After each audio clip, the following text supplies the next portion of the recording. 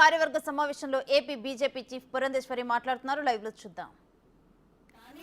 గడిచిన 5 సంవత్సరాల కాలంలో ఎవరు గళం విప్పినా కూడా వారి మీద ఎస్సీ ఎస్టీ అట్రాసిటీ యాక్టులు పెట్టి జైల్లో పెట్టి ఇంచుమించు ఎమర్జెన్సీ వాతావరణం గడిచిన 5 సంవత్సరాలు రాష్ట్రంలో ఉండింది. అది వారు మర్చిపోయారేమో, ప్రజలు మర్చిపోలేదు. పదే పదే ఈ మధ్యన ఎన్నికల ఫలితాలు వచ్చిన వెంటనే ప్రతిపక్ష నాయకుడు జగన్మోహన్ రెడ్డి గారు వారు ప్రెస్ కాన్ఫరెన్స్ పెట్టి చెప్తారు, నేను ఎన్నోసార్లు బటన్ నొక్కాను, అవ్వ తాతలకి మరి అక్క చెల్లెమ్మలకి అన్నదమ్ములకి అందరికీ కూడా నేను ఉచితంగానే అన్నీ కూడా అందించాను, మరి నన్ను ఎందుకు ఓడించారో నాకు అర్థం కావడం లేదు అని చెప్పి వారు చెప్పారు. బహుశా వారు గమనించలేదేమో, తెలుగు ప్రజలు చాలా తెలివైనటువంటి వారు.